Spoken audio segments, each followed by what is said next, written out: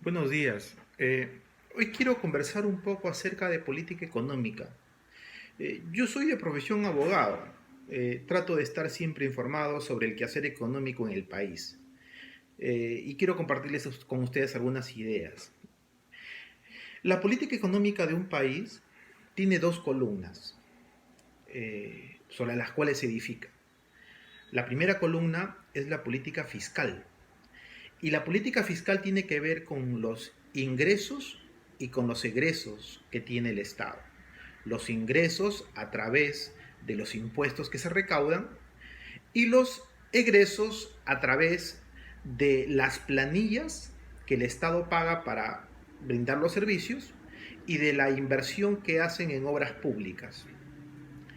La política monetaria, la otra columna, es la política que corre y es responsabilidad del Banco Central de Reservas.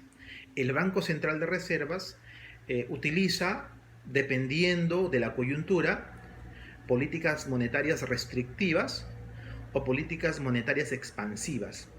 En ambos casos, ambas políticas buscan controlar el precio del dinero, ¿no?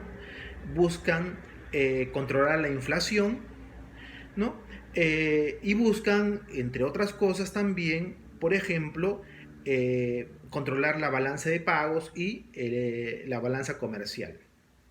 Vean, cuando el BCR aplica una política monetaria expansiva, lo que hace es colocar dinero en el mercado. Y cuando el BCR aplica una política monetaria restrictiva, lo que hace es retirar el dinero del mercado. Por ejemplo, la inflación que se vive en Venezuela es producto de una política monetaria expansiva. Pero ¿qué sucede cuando esta política monetaria expansiva, que consiste en colocar dinero en el mercado, no está a la par con la productividad del país? Genera lo que se llama inflación. De manera tal que nosotros, por ejemplo, ese fenómeno lo vivimos en la década del 80 con el primer gobierno de Alan García, ustedes sabrán. Y la política monetaria restrictiva es sacar dinero del mercado. Esto, por ejemplo, está sucediendo ahora en Argentina.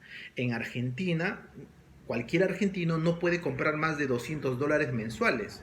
¿Y para qué hace o para qué el BCR argentino hace este tipo de maniobras?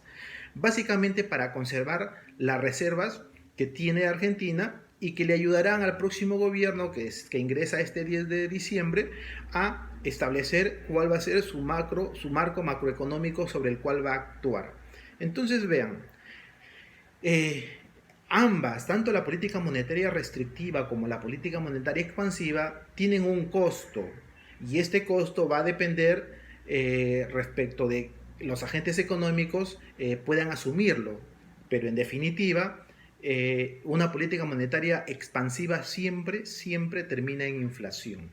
Eso hay que tenerlo clarísimo. ¿Correcto? Ahora, la gente pregunta siempre y dice, entonces en el Perú o en cualquier país, ¿cuánto dinero debe haber en el mercado? ¿Cuánta moneda debe circular?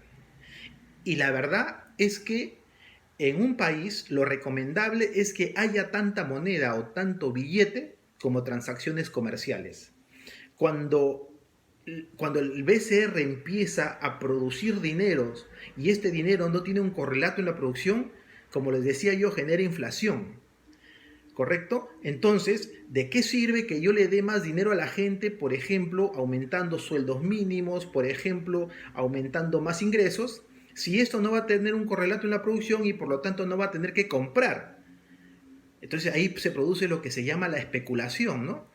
Como no hay nadie quien produce, pero sí tengo dinero, entonces el especulador va a ver en qué momento vende y en qué momento no vende, o en qué momento produce o en qué momento no produce. Entonces esto genera distorsión en el mercado y eso es lo que está sucediendo, por ejemplo, en Venezuela. Ahora, en cuanto a la política fiscal, yo les he dicho que el que está a cargo de la política fiscal es el Ministerio de Economía y Finanzas y que tiene que ver con los ingresos y los egresos, ¿correcto? Entonces, actualmente según el marco macroeconómico, el, el, El déficit fiscal nosotros lo tenemos en el 3% del PBI. Esto significa que todavía eso se puede manejar, eso no nos va a endeudar. Y esto es bueno, ¿por qué? Porque no permite que haya lo que denominan los economistas la farra fiscal, ¿no?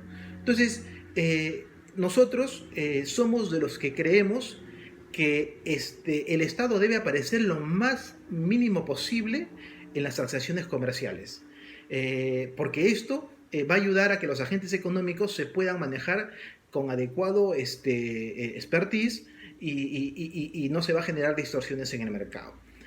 Más adelante, de repente, vamos a conversar sobre el tema de la inflación, sobre el tema de estas dos políticas, tanto restrictivas como políticas expansivas, en lo que es la política monetaria nacional. Espero sus comentarios. Muchas gracias por la atención.